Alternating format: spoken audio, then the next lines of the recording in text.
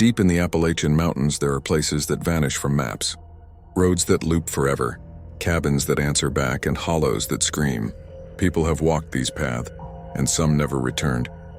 Tonight we share 13 unbelievable disappearances, true encounters that defy explanation.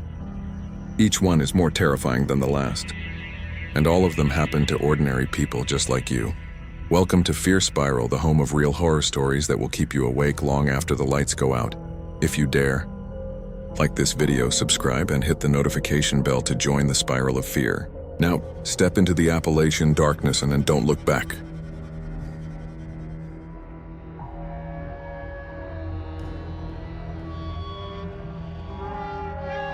The hollow where he vanished. I grew up in a small town tucked deep in the Appalachian foothills of West Virginia, surrounded by dense pine forests and rolling mist that seemed to hang low over the valleys year-round. My best friend Luke and I used to hike almost every weekend when we were teenagers.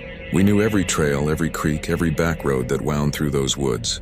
But there was one place we never went, a narrow, overgrown ravine locals called Hollow Creek. People said strange things happened there. Hunters disappearing, lights in the trees, whispers that carried on the wind. We always laughed it off until the night Luke decided we should finally see what was down there for ourselves. It was early October, around 11:45 p.m., when we parked Luke's old pickup on a dirt road off Route 19. The night was cold enough that our breath fogged in the air. The forest was dead silent, no crickets, no wind, nothing. I remember thinking how heavy the air felt, like even the trees were holding their breath. We followed a deer path lit only by our flashlights. The beam caught dust and fog in the air, and every now and then I swore I saw movement just outside the circle of light. Branches shifting or something darting behind a trunk. Luke laughed it off, saying, "Probably a raccoon." But I could hear the edge in his voice. It must have been close to 2:30 a.m. when we finally reached the hollow, a steep dip in the land surrounded by black trees, their roots like claws gripping the earth. The ground was soft, muddy, and the smell hit us immediately. Something rotten, metallic like blood mixed with wet leaves. Then, out of nowhere, Luke froze. "Do you hear that?" he whispered. At first I didn't, but then I caught it. Faint humming, almost like a woman singing from somewhere deep in the hollow. It wasn't close, but it wasn't far either. It just echoed through the fog, this low, trembling tune that made my stomach drop. We stood there listening for maybe a full minute before Luke said, "Hello?" His voice bounced off the trees. The humming stopped instantly. Silence. Then, something moved, fast and on the other side of the hollow. The beam of my flashlight caught what looked like a shape, human-shaped, crouched low to the ground. But when I blinked, it was gone. "Let's go," I muttered. Luke didn't respond. He was staring across the hollow, flashlight shaking slightly. Then I heard it again, the humming now behind us. I spun around, but there was nothing there. Just darkness and fog pressing in closer than before. My heart was pounding so hard I could hear it in my ears. Luke started walking toward where the sound had come from, whispering, "Hello? Are you hurt?" "Luke, stop," I hissed, grabbing his arm. But his eyes looked glassy, like he wasn't really seeing me. Then just like that, the light from his flashlight went out. I heard him gasp, a quick, sharp sound, and then nothing. I shouted his name, turned in circles with my own light cutting through the fog. All I could see were trees, mud, the hollow. No Luke. I ran toward where he'd been standing, yelling until my voice cracked. Nothing answered me. No humming, no movement, just that awful silence. I stayed there for maybe 5 minutes, then forced myself to backtrack toward the truck. I remember tripping over roots, scraping my hands raw, my flashlight barely holding a charge. When I finally broke through the tree line and saw the truck, I almost cried. I called the police as soon as I got back to town. The search lasted 3 days. They found Luke's flashlight, dead, and his backpack near the edge of the hollow. But no tracks, no signs of struggle, nothing. 2 weeks later, I went back with my dad during daylight, just to convince myself I wasn't crazy. The place looked different in the sun. Calm, quiet, harmless. But as we walked down into the hollow, I noticed something in the mud. Bare footprints, deep and small, like a woman's, leading away from the creek and disappearing into the woods. Dad said they were probably old, maybe from hikers. But when I bent closer, I realized there were only one set of prints and they stopped halfway, like whoever left them had just vanished mid-step. That was 3 years ago. Luke was never found. Every October, right around the same week he went missing, I drive past that dirt road, and sometimes when the night is still enough and the fog's sitting low, I swear I can hear that same faint humming drifting out of the trees. Story 2. The Man by the Fire Tower. I used to work as a volunteer fire lookout in the Appalachian Mountains of North Carolina. It wasn't glamorous, but it paid decently, and I loved the quiet. I was 26 at the time, a college dropout looking for a way to get my head straight. The old ranger tower I was stationed at sat deep in the Nantahala forest about 8 miles from the nearest town. The tower itself was built back in the 1940s. Rusted metal stairs, creaking floors, and windows fogged from years of rain and smoke. The first few nights were peaceful. I'd make coffee on the propane stove, listen to the forest hum below, and sometimes watch lightning storms roll over the distant ridges. But things changed around my 3rd week there, specifically on a Wednesday night in late September. It was around 2:15 a.m., the kind of night when fog curls thick around the tower, turning the forest below into a gray sea. I was scanning with my binoculars when I noticed something strange. A dim orange glow about half a mile away, just past the old ranger trail that led deeper into the woods. At first I thought it was lightning or maybe another camper, but the light wasn't flickering like a campfire. It was steady, almost too steady. I radioed into the ranger station to report possible campers in a restricted area, but the line was full of static. It wasn't uncommon up there. Sometimes the mountain would mess with signals, so I grabbed my flashlight, pulled on my jacket, and decided to check it out myself. The trail down was slick and steep, and I could hear the forest breathing, leaves rustling, something dripping somewhere. The deeper I went, the quieter everything got, until even the sound of my boots crunching leaves felt too loud. I started to regret leaving the tower. After about 20 minutes, I saw it again, that same orange glow cutting through the fog between the trees. It looked like firelight now, dancing faintly. I turned off my flashlight so my eyes could adjust and crept closer. The smell of smoke hung in the air, sharp and sweet like burning pine. That's when I saw him. A man was standing by a small campfire in a clearing. He was tall, maybe 6 feet, wearing a dark flannel and jeans. He wasn't moving, just staring into the flames. I stepped out and called, "Hey, you can't camp out here." He didn't turn around. I took a few more steps. "Sir, this area is restricted. I need to ask you to put that fire out." Still nothing. He just stood there like he hadn't even heard me. I was about 20 feet away when I realized something that made my stomach twist. There was no wood in that fire. The flames were just burning on the ground. No logs, no coals, just orange light flickering on bare earth. "Sir," I said again, my voice cracking a bit. That's when he finally moved, slowly turning his head toward me. The light from the fire fell across his face, and my knees nearly buckled. His skin was ashen gray, his eyes completely black, and his mouth was twisted into a faint, unnatural grin. He didn't blink, didn't breathe. I stumbled backward, fumbling for my flashlight. The beam hit his chest, and he was gone. Just gone.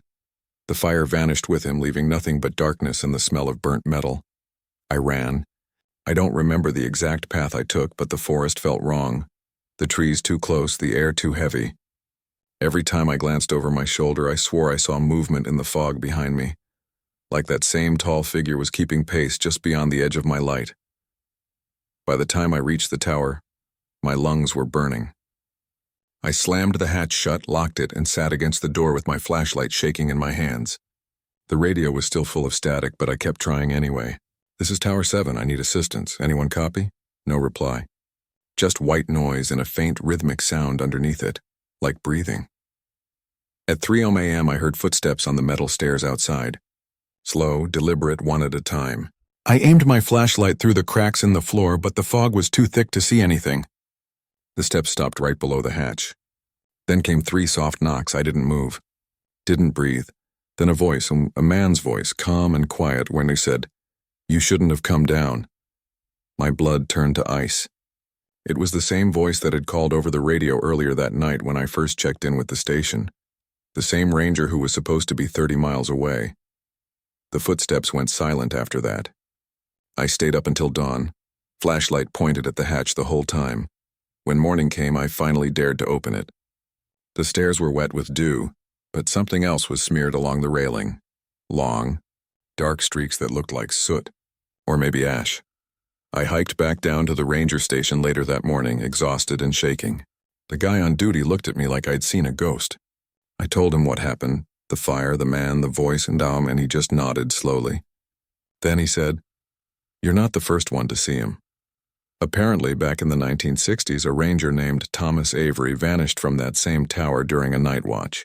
When they found his journal weeks later, the last entry read, "There's a man by the fire. I think he's calling my name." No trace of him was ever found. To this day, I can't stand the smell of smoke. Every time I see fog rolling through the trees, my chest tightens and I swear I can hear that soft voice whispering from somewhere below. "You shouldn't have come down."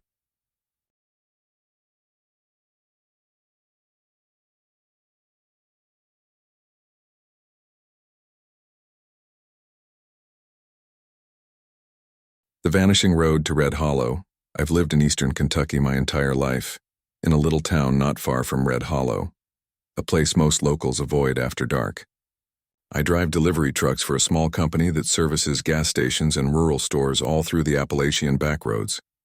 I'm used to being alone at night, used to seeing fog curl over the ridges and deer crossing the roads without warning. But what happened one October evening in 2019 is something I still can't explain, and I've never taken that route again. It started out as a normal run. I left the depot in Hazard, Kentucky around 9:45 p.m., heading toward a convenience store outside a tiny place called Red Hollow. The road there cuts through a thick stretch of mountain forest, barely wide enough for one car. I'd driven it before, a long winding climb with no cell service, no streetlights, and only the occasional mailbox to remind you people actually lived up there. That night, though, it felt different. There was no wind, no moonlight, just black trees rising up like walls on either side. The only sound was the low hum of my truck engine. About 20 minutes in, I noticed something odd. My GPS said I had 3 more miles to go, but the map had glitched.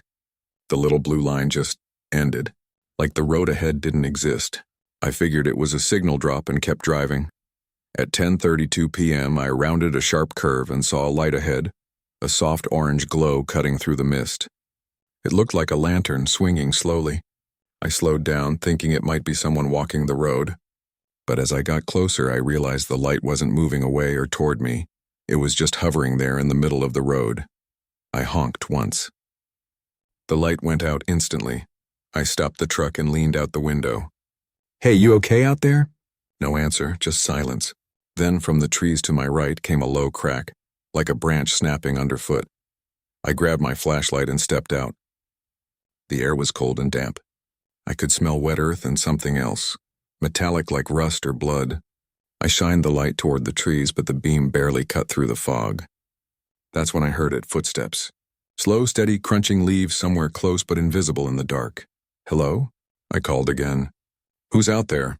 The footsteps stopped. Then a man's voice, faint and hoarse, said, "You're not supposed to be here." I froze.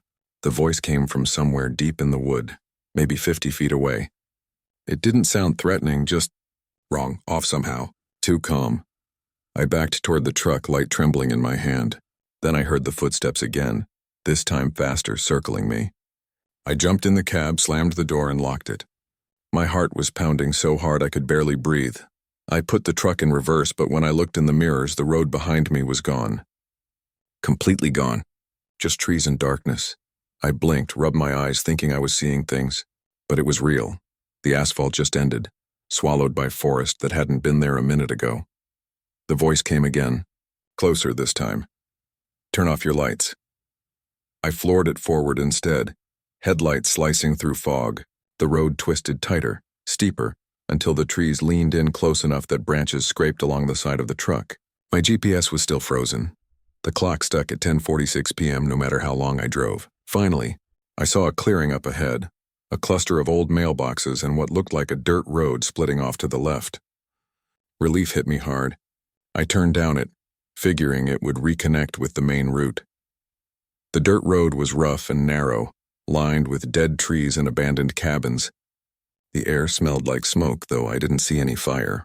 I kept going, hoping to see a house with lights on, a person, anything. Then my headlights caught something on the right side of the road, a pickup truck, half buried in leaves, rusted to hell. I slowed down and noticed the door hanging open. On the inside, scratched into the metal, were 3 words: "Don't look back." I swear my hands went numb. I was shaking so hard the wheel rattled. I hit the gas again, and after another minute I saw something move in front of me. A figure walking in the middle of the road. I slammed the brakes. It was a man, or at least I think it was. His clothes were torn, his head tilted at an unnatural angle, and his skin looked pale, like he'd been buried in the ground. I yelled, "Hey! You need help?" He turned toward me, and for a split second the headlights showed his face. Eyes completely black, mouth open wider than it should have been, like something was stretching it from inside. Then he sprinted at the truck. I didn't think. I floored it. He vanished as soon as I hit the gas, and not jumped aside, not knocked over, and vanished. 1 second he was there. The next there was nothing but fog. The dirt road twisted once more, and suddenly I was back on asphalt. My GPS flickered, time reading 11:27 p.m. The road signs were normal again, one pointing toward Red Hollow, another back to town. When I finally pulled into the store parking lot, I was drenched in sweat. The clerk looked at me and asked if I was okay. I just nodded, unloaded the boxes, and left without a word. Later that night, I told one of the older drivers what had happened.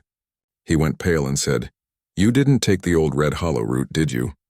Apparently that road was officially closed in 1997 after a rock slide, but no one ever found debris. It was like the road just ended one day.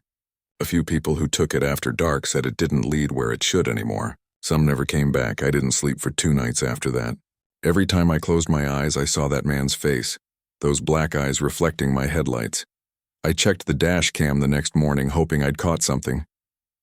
The video ran fine until 10:32 p.m., the moment the lantern appeared, then cut to static for almost an hour.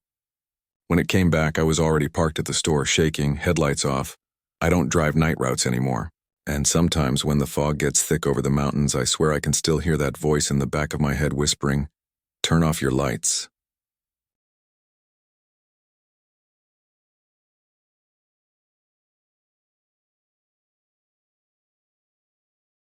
The cabin.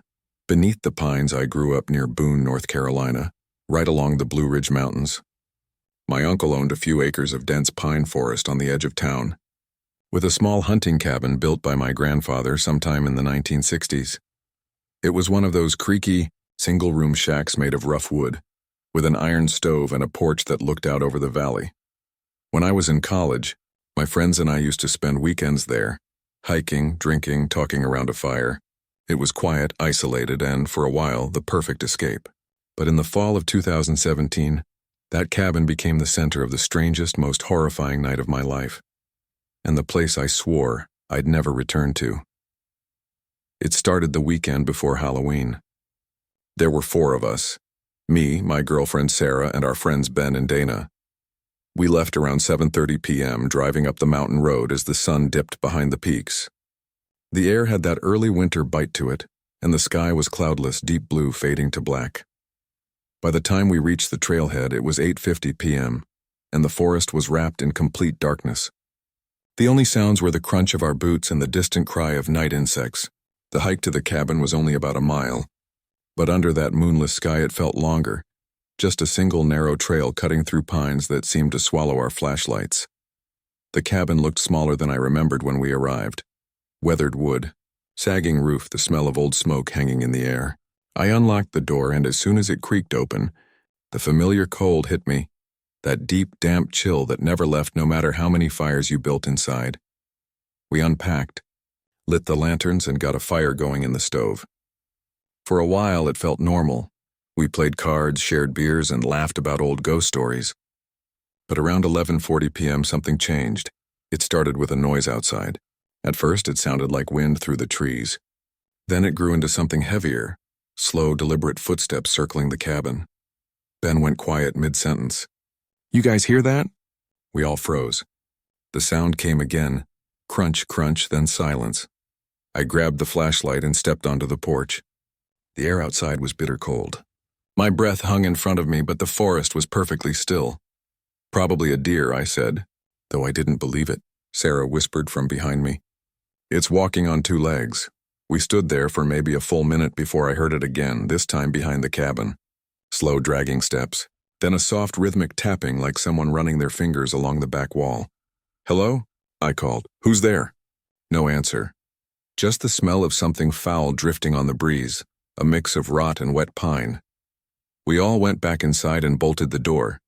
Dana was pale, clutching her phone even though there was no signal out there. The fire crackled, but it didn't feel comforting anymore. Around 12:30 a.m. the tapping returned, now on the front wall. Ben whispered, maybe it's an animal. But his voice shook. Then something hit the window. Hard. The glass rattled, and we all jumped to our feet. I swung the flashlight toward it, but whatever was there had already moved. The beam caught only streaks of condensation on the pane, and one faint handprint. 5 fingers. Human-sized. We stayed huddled inside, not talking, just listening. Every few minutes we'd hear something shuffle around the porch. Sometimes a scraping sound. Sometimes a low, wet breathing. At one point, I thought I saw movement through the gaps in the wall planks. A pale shape slipping between the trees. Too tall, too thin. By 1:15 a.m. the noises stopped completely. The silence was worse. It felt heavy, like the forest itself was waiting. Then came a new sound. A voice. Faint and distant. Somewhere out in the woods it sounded like my uncle. Eli, it said. My name. Drawn out in a low, hollow tone. Eli, come help me. Sarah looked at me, terrified. That's your uncle, right? I shook my head. He's in Florida. He hasn't been up here in years. The voice came again, closer now. Eli, I found something. Come see. That was it for me. I grabbed everyone and said we were leaving. Now. We packed what we could, killed the fire, and stepped out into the dark. The woods were dead silent except for that voice still calling faintly in the distance. The trail back felt twice as long. Our flashlights flickered constantly, and I kept hearing things. Faint rustling behind us like something pacing just beyond the light. At one point, Dana tripped and dropped her flashlight. It rolled across the path, spinning its beam into the trees. For half a second, it illuminated something standing between the pines. A figure. Impossibly tall, arms hanging long at its sides, head bent slightly like it was watching us. Ben screamed, grabbed Dana's hand, and we ran. I didn't look back. We reached the car around 2:10 a.m., breathless and shaking. When I hit the headlights, the trail behind us was empty. Just fog drifting between the trees. We didn't talk the whole drive down. When we reached town, we crashed at a motel and sat in silence until morning. The next day, I went back alone. I had to see it in daylight to convince myself it was just our imaginations. But when I reached the cabin, something felt off immediately. There were footprints all around the porch, long, deep ones, each nearly 2 feet apart, circling the cabin again and again. And on the back wall, where we'd heard the tapping, the wood was freshly gouged, 5 long claw marks carved deep into the planks. I left without looking inside. 2 weeks later, I got a call from my uncle. He said he'd driven up to check the place after hearing about our night there. But when he arrived, the cabin door was wide open. Inside, he found a set of muddy footprints, leading from the back wall straight to the door, then vanishing in the dirt outside. He sold the land a month later. The new owners tore the cabin down.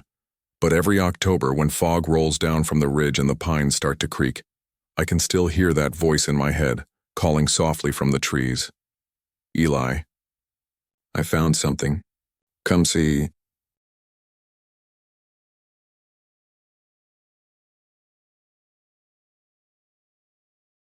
The Whispering Tunnel of Greenbrier.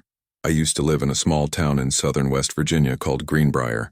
It's one of those mountain towns surrounded by misty valleys and roads that twist so much you forget which way is north. My dad was a truck mechanic and I worked odd jobs around the county. The place was quiet, uneventful, until the fall of 2018, when something happened that's haunted me every day since.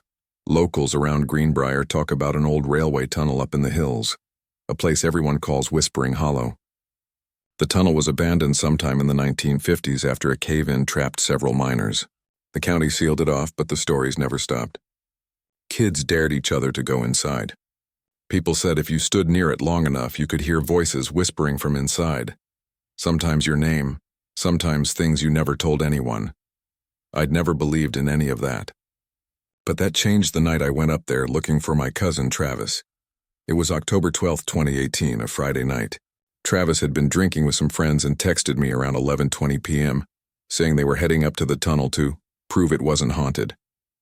I told him he was an idiot, but he didn't reply. The next morning, his friends came back without him. They said Travis had wandered into the tunnel alone and never came back out. At first, I thought they were lying, maybe covering up a fight or something. But when the sheriff's department went up there, all they found were footprints leading inside and nothing else. No sign of him. For 2 days, the search teams combed the woods around the tunnel, even used dogs. Nothing. They said maybe he fell into an old mine shaft or got lost in the hills. But I couldn't accept that. So the following Saturday, I went up there myself. It was late and around 9:45 p.m. when I parked at the base of the hill. The road was narrow and cracked, lined with trees leaning over like old men. The air smelled like rain and rust, and there was this constant low hum from the wind moving through the mountains. I followed the overgrown track for about a mile until I saw the tunnel entrance. A huge, black mouth framed by crumbling stone and moss. A rusted "No Trespassing" sign hung crooked across the front. The first thing I noticed was how cold it was. The air spilling out of that tunnel felt 20 degrees cooler than outside. And the second thing was the sound, faint but unmistakable, whispering. At first I thought it was wind moving through cracks in the rock, but as I got closer it started to form words. My name. Aaron. I froze. I called out, "Travis?" My voice echoed down the tunnel, bouncing off stone. Then I heard it again. Aaron. This time closer. My flashlight beam shook as I stepped past the barrier. The ground was slick with water and the smell hit me immediately. Damp earth, mold, and something metallic. I kept going, one careful step at a time, light cutting through the black. The deeper I went, the stranger it got. The air felt heavier, thicker, like breathing underwater. The whispers kept coming, now from all directions. Dozens of voices murmuring, overlapping. Some crying, some laughing softly. I shouted again. "Travis, where are you?" Silence. Then from deeper inside, a single word. Help. That was all I needed. I ran forward, my light bouncing wildly off the walls. I followed the sound until the ground dropped suddenly, a narrow pit about 6 feet across. I aimed the light down and saw footprints in the mud below.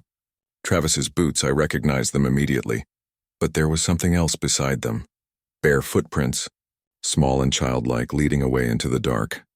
Before I could process that, the whispering started again, this time right next to my ear. Aaron. I spun around. No one there. Just empty tunnel, glistening with moisture. My heart was pounding so hard it hurt. Then I saw something move, a shape, tall and thin, at the edge of the light. It didn't walk. It just shifted like a shadow coming alive. I stumbled backward, nearly tripping over the edge of the pit. The shadow stretched across the wall, impossibly long, until it touched the ceiling. The whispers grew louder, dozens now screaming and pleading all at once. I turned and ran.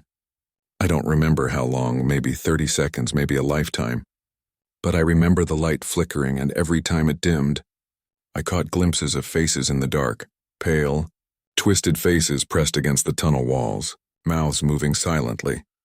I burst out into the cold night air and didn't stop running until I reached my truck. I drove back to town without looking in the mirrors once.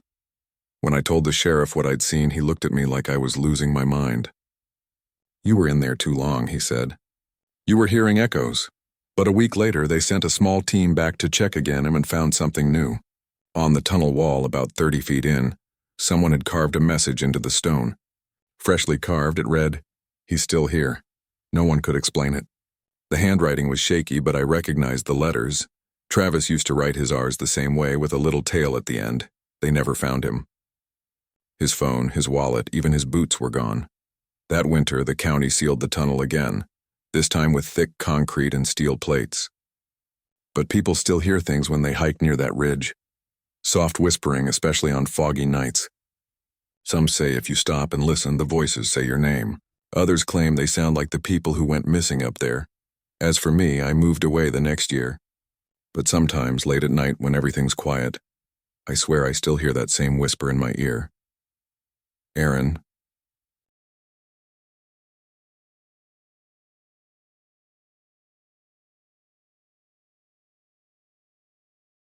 The disappearing lights of Black Hollow Ridge. I work as a part-time park ranger in Western Virginia, near a stretch of the Appalachians called Black Hollow Ridge. It's beautiful. Endless pines, rolling fog, and valleys that seem to go on forever. But locals know the area has a strange reputation. For decades, hikers have vanished there without a trace. Officially, it's blamed on disorientation, wild animals, even sinkholes. But if you talk to people who've lived here long enough, they'll tell you something else roams those woods. When I first started the job in the fall of 2021, I didn't buy into the stories. I was 28, practical, and used to being alone in the forest. My shifts were long, 12 hours at a time, spent patrolling the trails and checking campsites. It wasn't glamorous, but it paid the bills.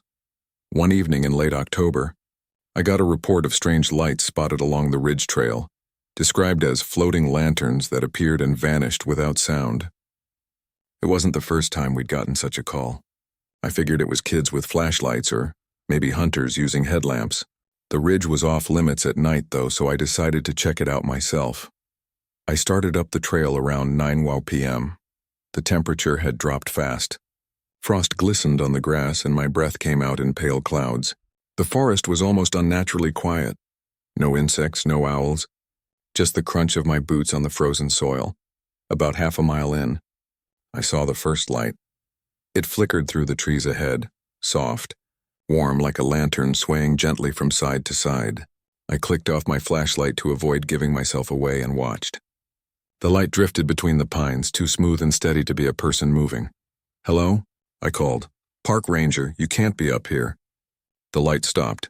Then it began to move again, slowly retreating deeper into the woods. I sighed, thinking whoever it was trying to mess with me, and followed.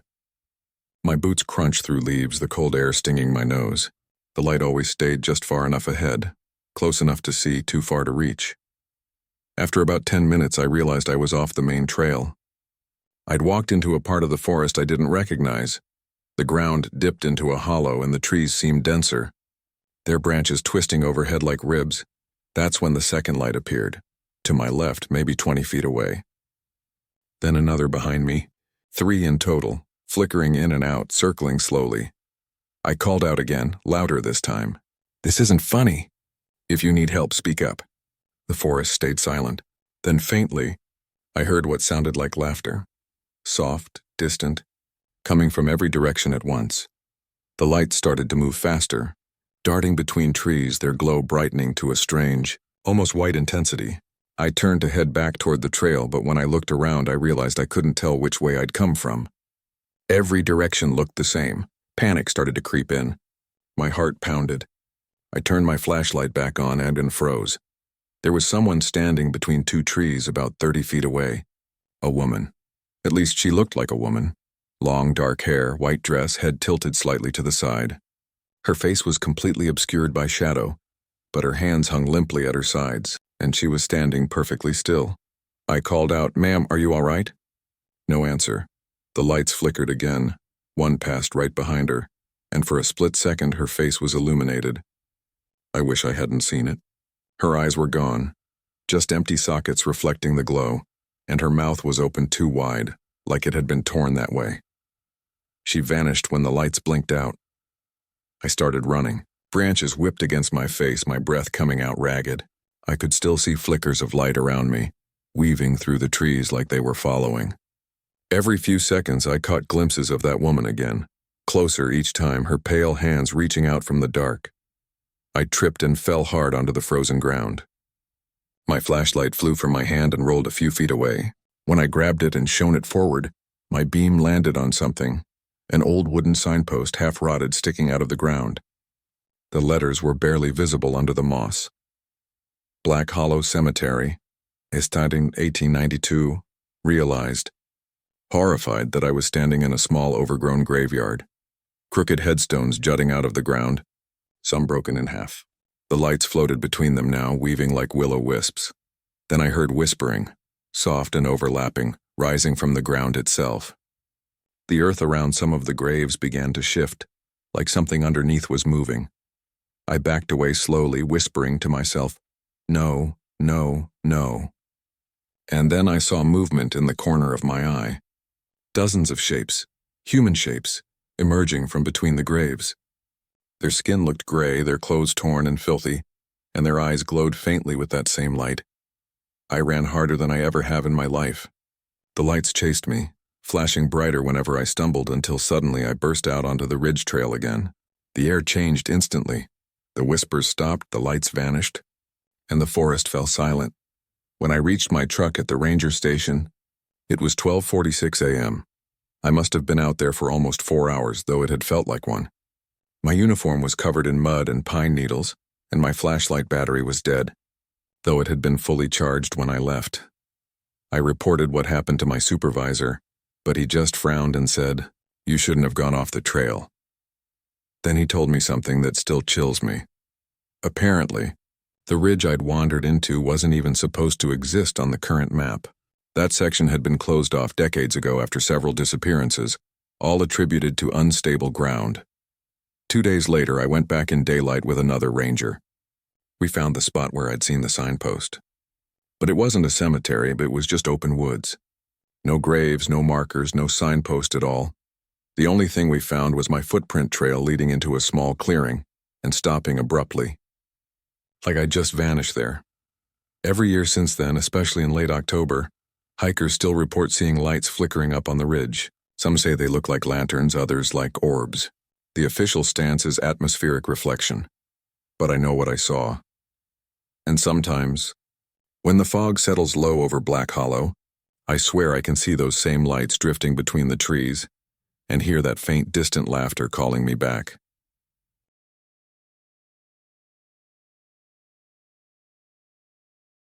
The church that appeared at dawn. I'm not a superstitious person.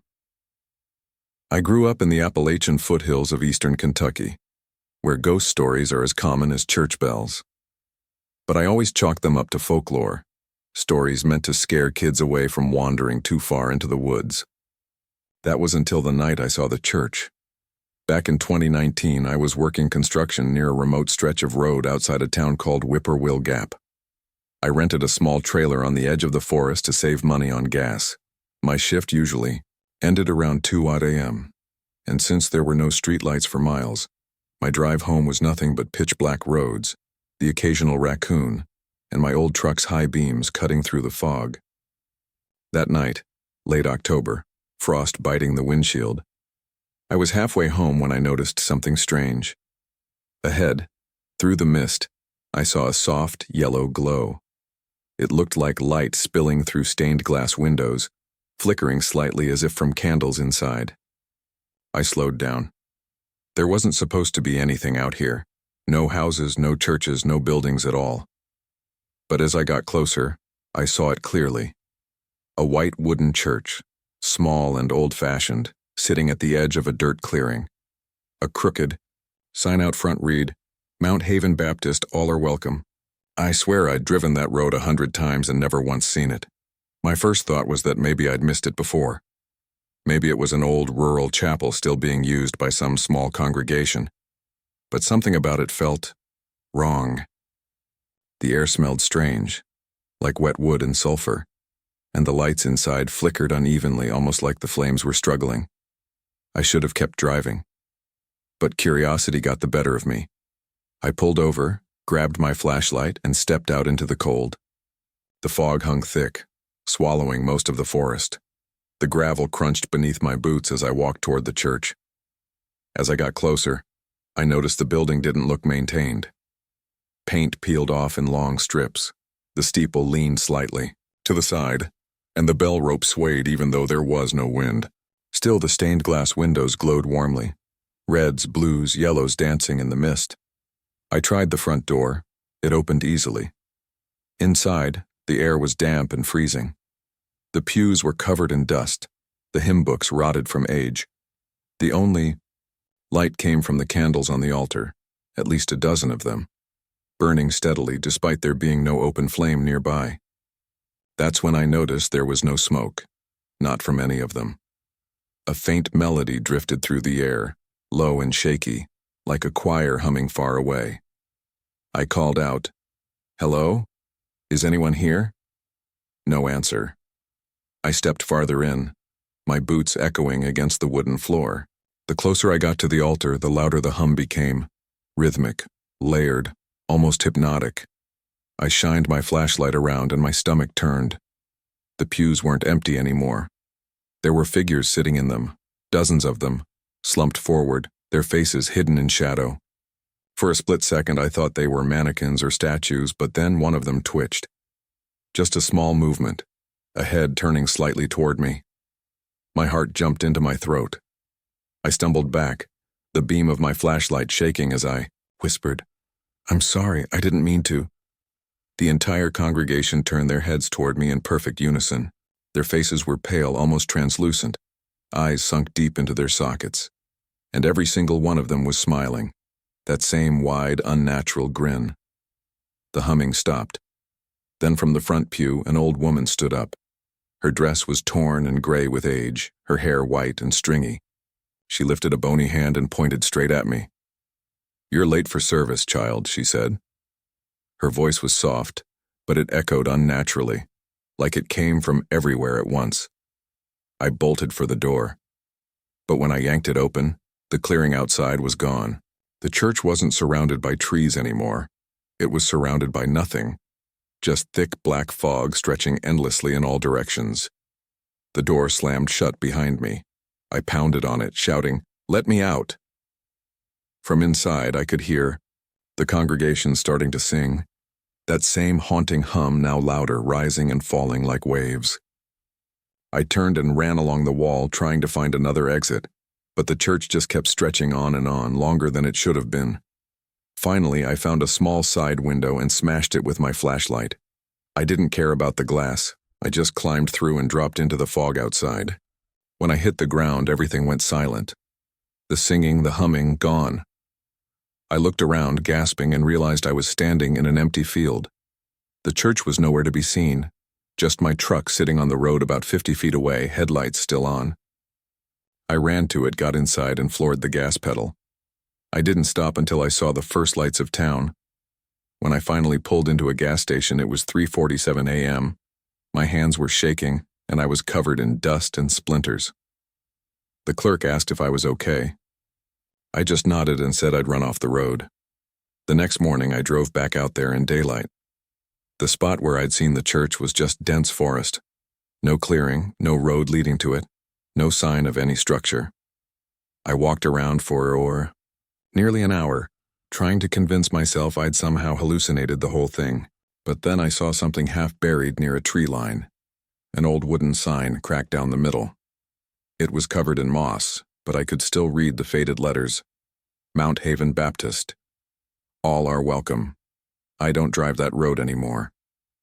And sometimes when I can't sleep, I'll hear faint humming outside my trailer window around dawn, like 100 voices singing the same low, broken note. I never look outside when it happens, because deep down, I know what I'll see. And I don't think they ever stopped waiting for me to come back.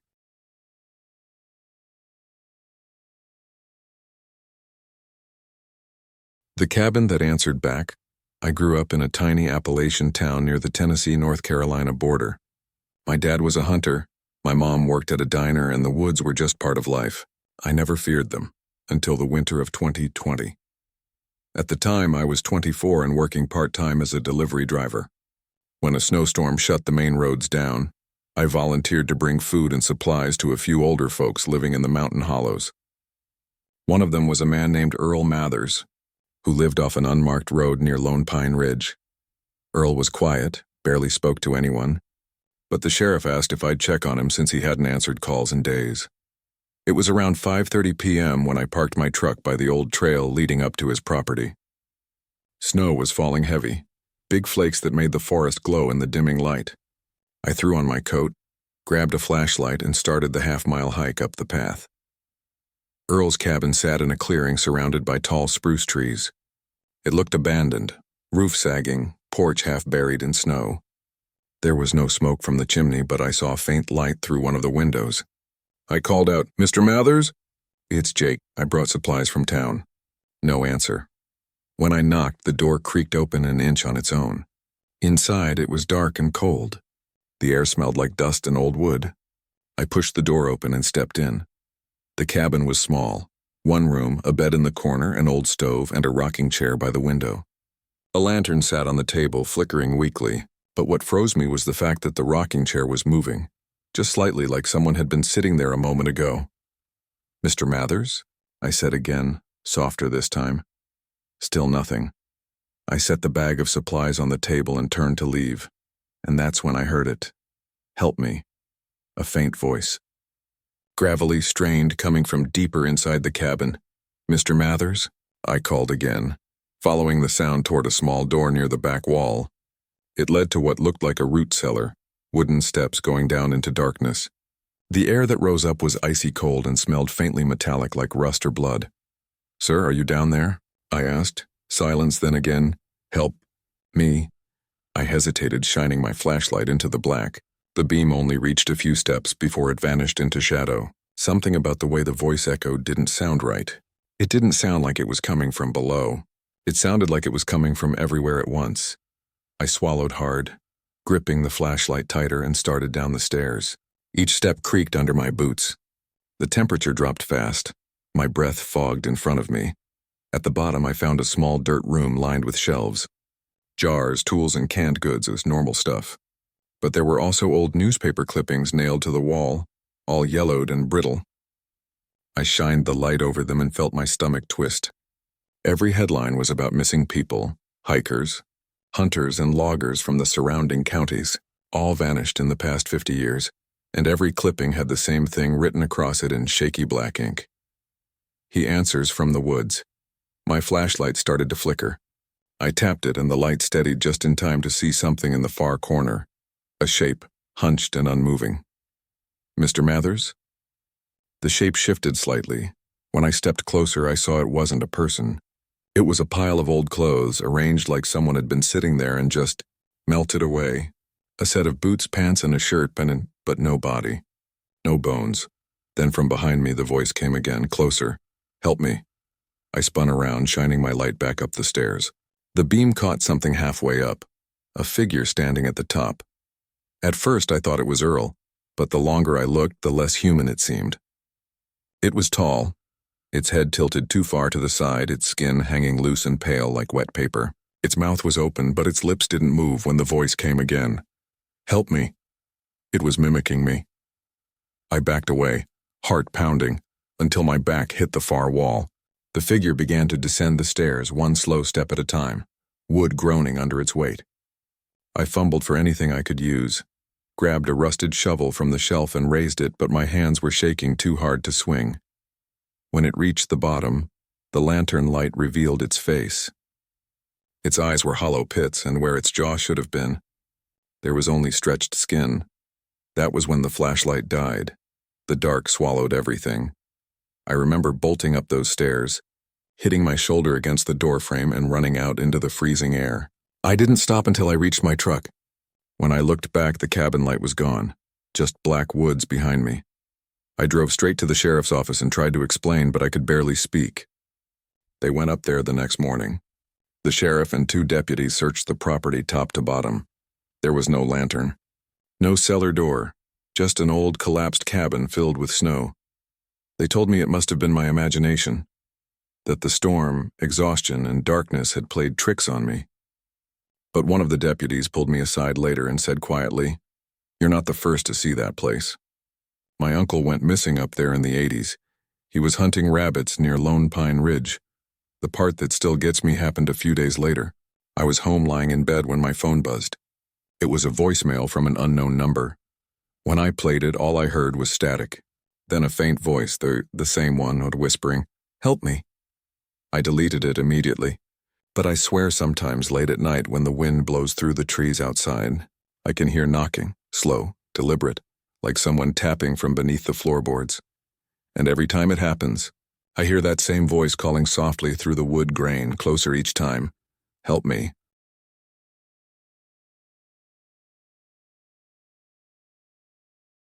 The girl at the old mine entrance. I grew up in the mountains of southern West Virginia, in a town that doesn't even show up on most maps anymore. My dad was a coal miner back in the day, before most of the mines shut down. Those tunnels still, cut deep into the hills, sealed off decades ago. but locals say the mountains never really forgot the ones buried inside them. In the summer of 2018, I was working for a small geological survey company. We mapped old mine shafts for safety reports, mostly to keep hikers and off-roaders from wandering into unstable areas. That's how I ended up spending 3 days near Devil's Backbone Ridge, a stretch of forest known for its steep slopes and abandoned mines. I was 32 at the time, used to isolation, used to dark places, but there was something about that ridge that felt different. The trees were too still, the air too dry. Even the birds avoided it. The first 2 days were uneventful. Just me, my partner Kyle, and our equipment, GPS gear, lanterns, and an old ATV. But on the third day, around 5 p.m., Kyle radioed that he'd found something strange. A narrow trail that wasn't on any of our maps, leading to an unmarked entrance in the hillside. When I reached him, I saw it immediately. A small cave mouth half covered by roots and vines. Above it, barely visible in the fading light, was an old wooden sign nailed to the rock. Black Elk Mine, closed 1962. The name didn't ring any bells. The mine wasn't listed in any of our records. Think we should check it? Kyle asked. I hesitated. The sun was dropping fast and mine shafts are dangerous enough in daylight. We'll take a quick look, I said. 10 minutes max. We climbed inside, ducking under the low entrance. The air hit us immediately. Cold, stale, metallic. The deeper we went, the stronger the smell of rust and wet stone became. The light from our headlamps cut across rusted rails and rotting support beams. About 50 yards in, we found something unexpected. A lantern still hanging from one of the beams, clean and new, like it had been placed there recently. Kyle frowned. Someone's been in here. Before I could reply, I heard it. Faint but clear. A humming sound. It was coming from deeper in the tunnel, soft and rhythmic like a woman humming an old lullaby. Kyle looked at me, eyes wide. You hear that? I nodded. Hello? I called out. Is someone in there? The humming stopped. For a few seconds, all we heard was water dripping from the ceiling. Then, a voice. A girl's voice, small and echoing. Help me. Kyle's face went pale. Kid? He whispered. We followed the sound deeper, against every ounce of common sense. The tunnel widened slightly, revealing a collapsed section with loose rock and twisted beams. Something moved behind the debris, just a flicker of motion. Are you hurt? I shouted. We can help you. No answer, just a soft, wet scraping sound. I climbed closer, shining my light into the gap. That's when I saw a hand, a small, pale, and impossibly thin, reaching out from the darkness. The fingers twitched once, then went still. Kyle stepped back. Jesus Christ. Before we could react, the hand snapped back into the shadows like it had been yanked. Then the humming started again, louder this time, coming from all around us. Something moved in the dark, footsteps crunching on gravel, slow and deliberate. My light caught glimpses. Bare feet, long hair dragging on the ground, the shape of a girl no older than 12. Please, she whispered, voice trembling. Help me find the others. I froze. There was no emotion in her tone, no fear, no pain. Just that same hollow sound, like she was repeating words she'd forgotten the meaning of. Kyle, I whispered, we need to go. He didn't move. He was staring at her, transfixed. She's just a kid. Then she tilted her head, unnaturally far, and smiled. Her eyes glinted white in the beam of his flashlight. Kyle, I hissed, louder. The girl opened her mouth. At first it looked like she was about to speak again, but what came out wasn't words. It was a scream, high-pitched and piercing, echoing down the tunnel until it felt like the entire mountain was vibrating. My flashlight flickered. The walls shuddered, and I grabbed Kyle by the jacket and pulled him back toward the entrance. We ran. Rocks tumbled behind us, beams cracked. I could still hear the scream following us, blending with that humming. A dozen voices now, maybe more, all overlapping. When we finally stumbled out into the cold evening air, the sound cut off instantly. Silence. just the forest and the faint hiss of our own breathing. We didn't speak the whole way back to camp. That night, around 2:30 a.m., I woke to the sound of humming again, faint but unmistakable, coming from outside the tent. I froze, listening. "Kyle?" I whispered. He didn't answer. His sleeping bag was empty. I grabbed my flashlight and stepped out into the freezing air. His footprints led toward the tree line, and then stopped, like he'd just vanished. I searched until dawn, calling his name until my voice was gone. Nothing. The rescue team arrived the next morning. They found our gear, our campfire, even Kyle's jacket near the mine entrance, but no sign of him. When they went inside to look, they said the tunnel was completely collapsed about 20 feet in. There was no open chamber, no debris field, just solid rock, like it had never been hollow at all. They told me I must have been mistaken, that maybe Kyle wandered off and got lost. But that doesn't explain what I found a week later. I'd gone back on my own, stupid I know, trying to convince myself it had all been a nightmare. The mine entrance was still sealed, the sign half buried in mud. But there, hanging from a tree branch above it, was that same new lantern we'd seen inside, and carved into the tree trunk beneath it, in shaky letters, "Help me find the others." The worst part? When I picked up the lantern, it was still warm. Now every time I drive through those mountains, I roll down my windows. Because if the night is quiet enough, sometimes I can hear that same humming drifting through the woods. Soft, almost childlike, following me until I'm miles away. And every time I hear it, I remember Kyle's last words before we saw her. "She's just a kid. I don't think she ever was."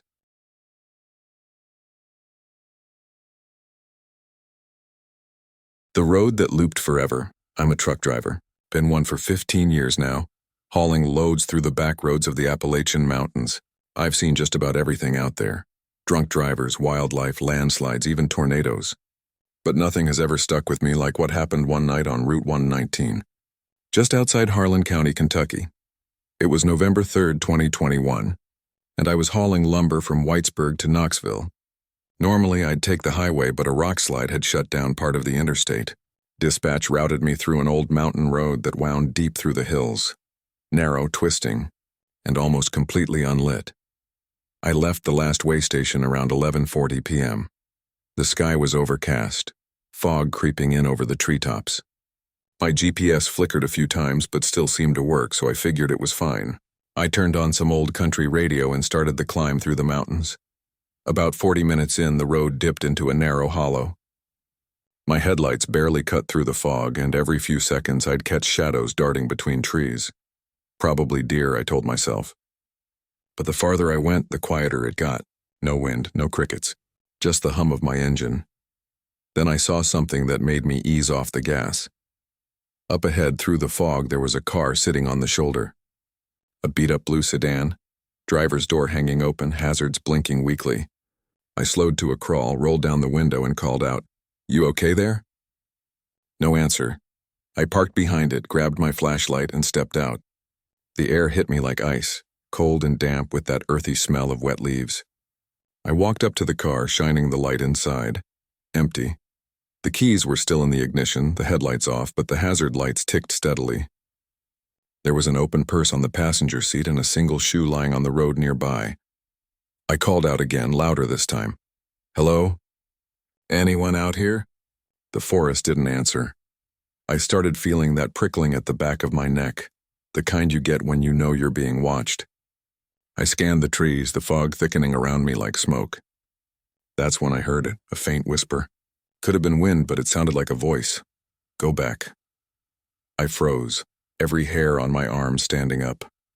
The whisper came again, closer this time. "Go back." I didn't wait to find out where it was coming from. I climbed back into my truck, locked the doors, and drove off. My heart was pounding, but I kept telling myself it was just my mind playing tricks in the fog. After about 15 minutes, I started to relax, until I saw the same blue sedan up ahead. Same make, same open door, same blinking hazards.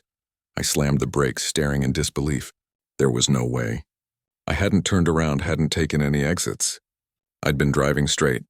My GPS froze on the screen, the little arrow just spinning in circles. The road looked identical in every direction.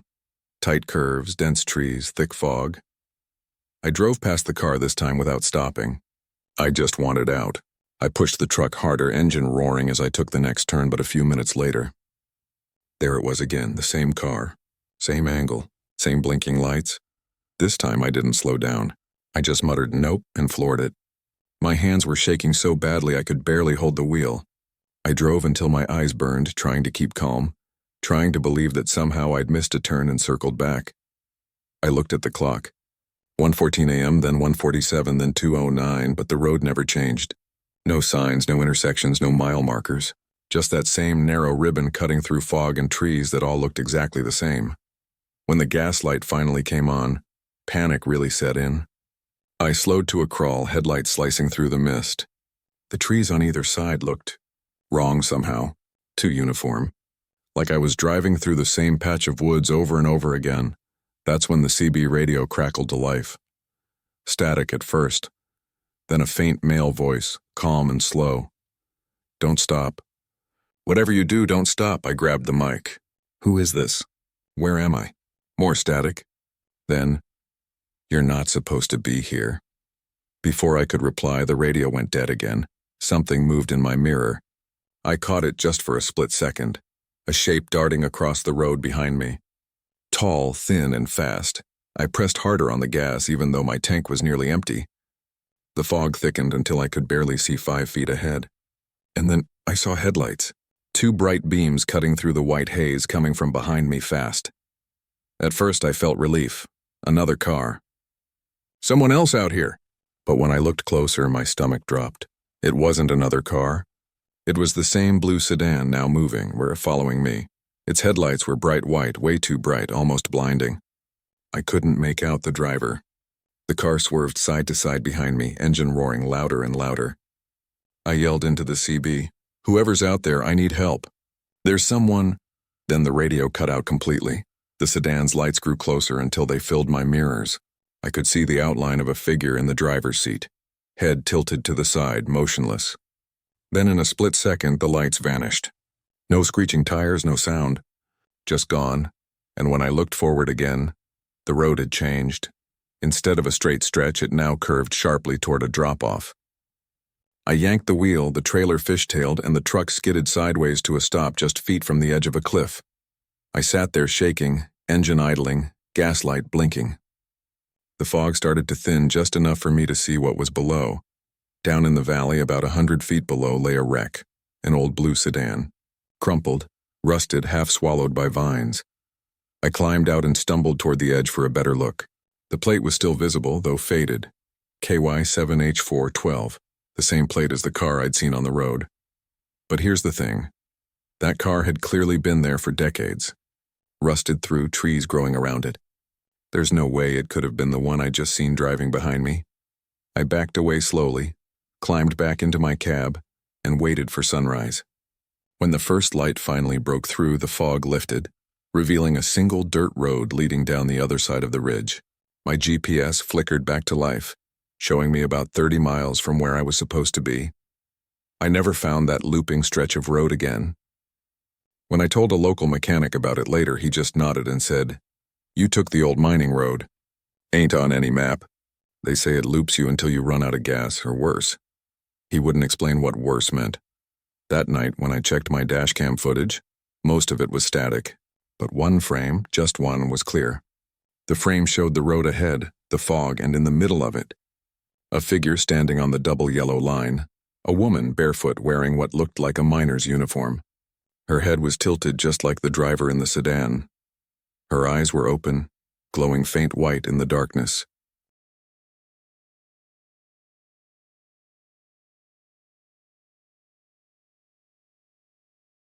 The hollow that screamed back. I grew up in a small town in Pocahontas County, West Virginia, a place tucked so deep into the Appalachian Mountains that we didn't even have cell service until a few years ago. People there still talk about things in hushed tones, spirits in the woods, lights that move against the wind, and voices that echo from nowhere. But I never believed any of it. I figured old mountain stories were just something folks told to keep kids from wandering too far. That changed the summer of 2020. When my friend Lena disappeared, we were both 22 at the time, home from college because of the lockdowns. With everything shut down, the woods were our only escape. One hot July evening, she called me up around 9 p.m. and asked if I wanted to drive out to Witch's Hollow, a narrow valley a few miles from town, known for its strange echoes. Supposedly, if you yelled your name, something would yell it back. I hesitated, but Lena was stubborn. "Come on," she said over the phone. "Let's see if the stories are true." We drove out there in her old red Subaru, the road cutting through layers of pine and oak. The air smelled like rain and moss, and fog had started to roll down from the ridge by the time we arrived. It was 9:45 p.m. when we parked near the old trailhead. The hollow stretched ahead like a black mouth, trees closing in so tight they looked like walls. I remember the sound first, a low hum that came from everywhere at once. Not quite wind, not quite a voice. "Just there," Lena laughed nervously. "Creepy, huh?" I shrugged, trying to sound braver than I felt. Probably just the way the hills bounce sound around. We walked down the narrow dirt path for maybe a quarter mile, flashlights cutting through the mist. The deeper we went, the quieter it got. No crickets, no birds. Even our footsteps sounded muted, like the earth was swallowing the noise. When we reached a clearing surrounded by stone outcroppings, Lena turned to me with a grin. "Let's test it." She cupped her hands and shouted, "Hello!" A second later, the echo came back. "Hello." But it wasn't her voice, it was deeper, rough, male. We froze. She looked at me, nervous now. "Did you—" Before she could finish, another echo came. This time, it said her name. Lena. Her flashlight trembled in her hand. "Okay, that's not funny. I didn't do anything," I said. My voice cracked more than I wanted it to. We stood there for a long moment, listening. The hollow was dead quiet again, except for the faint drip of water somewhere in the rocks. Then, clear as day, the same voice came again, closer this time. "Lena." It wasn't an echo. It was coming from inside the trees. Lena whispered, "We should go." I nodded and started backing up, but my light flickered and went out. Total blackness. I heard her breathing fast beside me, then a rustle, something moving in the brush, slow and heavy. "Who's there?" I called. My voice echoed weakly, but something else answered, not words. Just a long, low scream. It started deep, then rose higher and higher until it didn't sound human anymore. It was coming from the same direction as the voice had, but it echoed through the entire hollow like it was inside the rock itself. We ran. Branches tore at our clothes, roots tripped our feet. The scream didn't stop. It followed us, bouncing between the hills, chasing us up the path. I swear it sounded like multiple voices by then, a dozen people all screaming in perfect unison. We broke through the tree line and reached the car, both gasping for air. Lena fumbled with her keys, hands shaking so badly she dropped them. Behind us, the sound suddenly stopped. Dead silence again. I grabbed her arm. "Just get in the car." She did. We slammed the doors, locked them, and sat there listening to our own ragged breathing. Then she whispered, "Do you hear that?" At first I thought it was my heartbeat pounding in my ears, but no, it was faint, muffled, coming from inside the car, a whisper. "Lena," she screamed, threw the car in reverse, and tore down that gravel road so fast we nearly slid off twice. Neither of us spoke until we hit the paved road again. We didn't stop until we were back in town outside her house. The car was silent again, everything normal. We looked at each other, trying to laugh it off, but her hands were still trembling. "Let's never go back there," she said. "Deal." That was the last time I ever saw her. The next morning, she didn't answer my texts. By afternoon, her mom called saying Lena hadn't come home. The police found her Subaru at the trailhead, doors locked, keys still in the ignition. No sign of struggle, no footprints leading away. Just the car sitting there in the dirt, headlights off, windows fogged from the inside. They searched the hollow for 3 days. Drones, dogs, volunteers. Nothing. One of the deputies told me off the record that on the third night, around 2:30 a.m., they heard screaming in the hollow. Dozens of voices echoing in the dark. But when they went toward the sound, it faded. They never found her body. A few weeks later, I drove back there myself. I don't even know why. Maybe I just needed closure. I parked by the same trailhead and sat there with the windows down. For an hour, nothing happened. The woods were quiet, peaceful even. But just as I was about to start the car, I heard something faint, a whisper coming from the trees. "Help me." It was her voice. Lena's. I froze, tears welling up before I even realized it.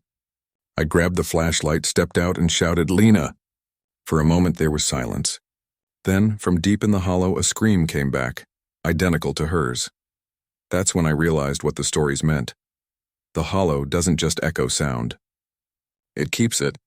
Every noise that enters those rocks stays there, twisting and growing until it's something else. Sometimes when I can't sleep, I still hear her voice in my head, soft, distant, calling my name the same way it did that night.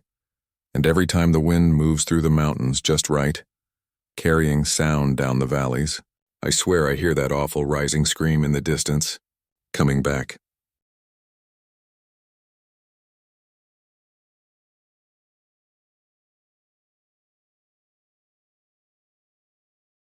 The faces in the fog of Elk Valley. I'm not the kind of person who scares easily. I grew up in the mountains of eastern Tennessee near Elk Valley, where fog hangs so thick in the mornings you can't see your own front porch. I've hunted, hiked, and camped all through those woods. I know the sounds of nature, owls, foxes, coyotes, you name it. But what I saw one night in the fog, that wasn't nature. It happened in January 2022. I was living alone in a small rental cabin off a back road called Old Timber Hollow, about 5 miles from the nearest neighbor, the kind of place people only go to when they want to be left alone. That night it was colder than usual, maybe 25 degrees, and the fog was thick enough to feel like it was crawling through the trees. Around 11:50 p.m. I stepped outside to put another log in the woodpile. My flashlight barely reached 10 feet ahead before the fog swallowed it. The world felt muted. No wind, no crickets, not even the sound of my own footsteps on the frost-covered ground. I remember pausing for a second, just listening. That's when I heard it. A voice. It was faint, distant, like someone calling from deep inside the woods. A woman's voice. "Hello?" I froze. It didn't sound like a scream, more like a question. Soft, confused. I called back, "Who's out there?" No answer. Just silence, thick as the fog around me. I waited another few seconds, then shrugged it off. Maybe someone had gotten lost hiking, or maybe it was sound carrying weird in the valley. That happens sometimes. But when I turned to go back inside, I saw something move in the fog, a shape, tall and still, standing near the edge of the tree line. I lifted my flashlight, but the beam barely touched it. The figure didn't move. It just stood there. "Hey," I shouted. "You lost?" The figure didn't answer. Then slowly it turned its head, and I realized it wasn't one figure. It was 3, all standing perfectly still, shoulder to shoulder, something about the way they were lined up. Motionless, heads tilted just slightly, made my stomach twist.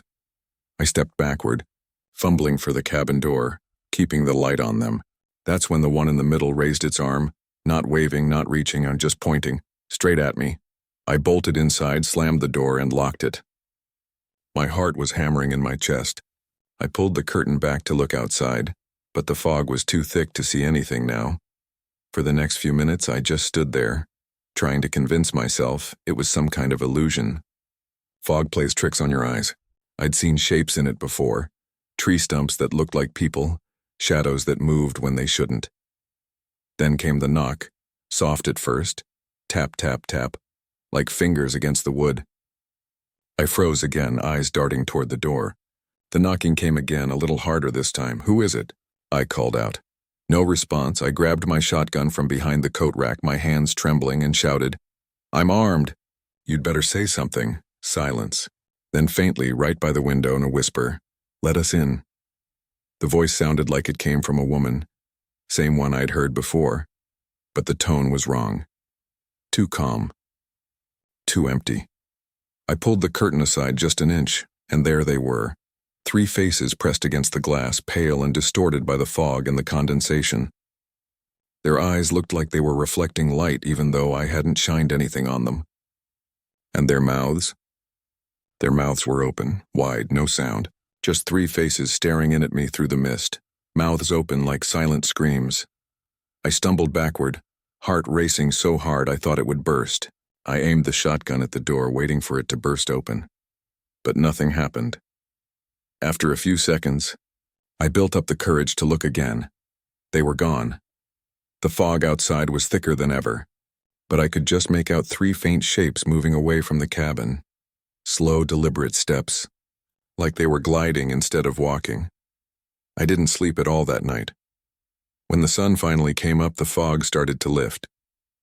I stepped outside to look for footprints, but there were none, just the undisturbed frost. I told the sheriff about it later that morning. He came out to check but didn't find anything unusual. Said maybe I'd seen fog shadows. I didn't believe him, and neither did he, judging by the way he kept glancing toward the woods while we talked. That evening, around 5:30 p.m., he called me again. Said he'd been digging through missing persons reports. 3 hikers had disappeared in that same area back in 1998, 2 women and a man. Their last known location? Elk Valley Trailhead about a mile from my cabin. I didn't know what to say. That night I packed a few things, drove into town, and checked into a cheap motel. I told myself I'd go back the next morning for the rest of my stuff, but I didn't. When I finally drove back up there a few days later, my cabin door was open, lock busted clean through. The place was trashed. Chairs overturned, curtains torn down, every window wide open, and on the inside of the front door, written in what looked like ash or soot, were 3 smeared handprints, small, human, perfectly lined up, shoulder to shoulder. The sheriff didn't have an explanation. No sign of forced entry besides the door. No footprints outside, even in the mud. I moved out that same week. Haven't been back since. But sometimes, especially on foggy nights when I'm driving through the low valleys, I swear I see them again. Faint shapes standing in the mist at the edge of the road. Always 3. Always still. And sometimes, if I roll my window down even a little, I can hear a woman's voice carried by the fog, soft and calm like before. Let us in.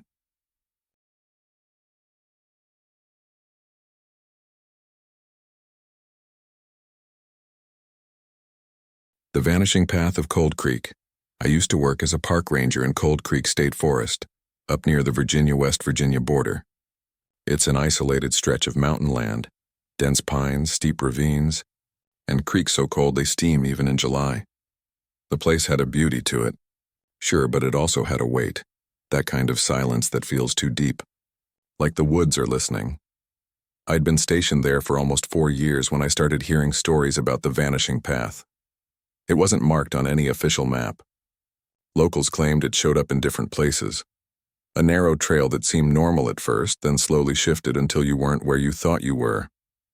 The stories were old, passed down through families, but every once in a while, someone hiking alone would go missing, and folks would whisper, "They found the path." I didn't pay attention to that kind of talk. Not until September 14th, 2021. That morning, I got a call from dispatch around 8:30 a.m. A hiker, 34-year-old woman named Sarah Mills, had gone missing the day before. She'd texted her husband a photo around 4:10 p.m. standing near a creek bend just off Trail 9. After that, nothing. I grabbed my pack, radio, and GPS, then headed out. The air was crisp, sunlight barely filtering through the canopy. I followed the main trail until I reached the area she'd last been seen. A shallow stream cutting through mossy rocks, water running clear and cold. That's when I noticed something odd. Just beyond the creek, partly hidden behind some ferns, was a narrow path I'd never seen before. It looked new, dirt still soft, leaves freshly disturbed. No official trail marker. I radioed it in. "This is Ranger Keene. I'm near the east bend of Cold Creek, found an unmarked path. Gonna check it out," dispatch crackled back. "Copy that. Keene, stay within signal range." I stepped onto the path. The temperature dropped almost immediately, not just a little, but enough that I could see my breath fog in the air. The trees grew closer together, trunks twisting like ribs. The deeper I went, the quieter it became. No wind, no birds, not even the sound of the creek behind me, just nothing. After about 15 minutes, I noticed something else. My GPS stopped updating. The little arrow froze in place. I checked the screen, tapped it a few times, nothing. Then my radio hissed with static. I tried to call dispatch again, but all I got was a faint voice buried in the interference, like someone whispering my name. Keene. It didn't sound like anyone from the ranger station. My stomach dropped. I turned to go back the way I came, but the path behind me wasn't the same. The ferns were gone. The trees looked different. There was no sound of water anywhere. I spun in a slow circle, flashlight shaking in my hand. Somehow I was completely turned around. Then I saw something move through the trees. At first it looked like a person, about 20 yards ahead, walking slowly, wearing a red jacket. Same color as the one Sarah had been wearing in the photo her husband showed me. Relief hit me like a wave. "Sarah!" I yelled, running toward her. "It's Ranger Keene." "You're okay." She didn't turn around. She just kept walking, her steps steady, almost mechanical. When I got closer, maybe 10 feet away, she finally stopped. But she didn't face me. She just stood there, breathing slow and heavy. I could see the back of her neck, pale against her dark hair. "Sarah?" I said again. Then she tilted her head, not just a little, but almost all the way to the side in this unnatural, slow motion that made my chest go tight. That's when I noticed something dripping down her sleeve. Water. Cold creek water. Glistening and steady like it was seeping out of her skin. She finally spoke, but her voice sounded wrong, hollow, echoing like it came from a cave. "You shouldn't have followed me." Before I could react, she stepped forward and vanished into the fog, just gone. The space she'd been in was empty. No footprints, no sound. I ran after her, calling her name again and again, but all I heard was my own echo bouncing back from somewhere too close. My GPS blinked once and died. My radio went silent completely. I kept walking, trying to find my way back to the creek, but the path just kept stretching on, straight and endless, like it was looping in on itself. After what felt like hours, I finally spotted something through the trees. Light. I broke into a run and stumbled out into a clearing, but it wasn't daylight. It was a flashlight lying on the ground, still on. Next to it was a torn red jacket. I knelt down, my stomach twisting as I picked it up. The inside was soaked, not with blood, but with that same freezing water. It smelled faintly of iron and algae, like the bottom of the creek. Then I heard it again, footsteps coming from behind me. Slow, wet, dragging. I turned, light trembling in my hand. Standing just at the edge of the clearing was Sarah.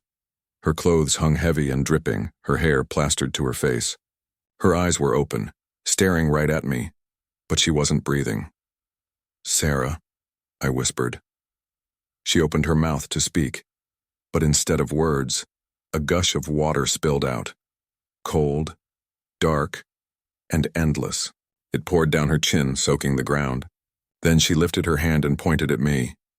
"You'll find it too," she said in that same hollow voice. Then she collapsed. The second she hit the ground, she was gone. Just a wet patch of dirt where she'd been. I don't remember how I got back to the main trail. I just remember stumbling until I heard running water again, then following it until I saw a ranger marker.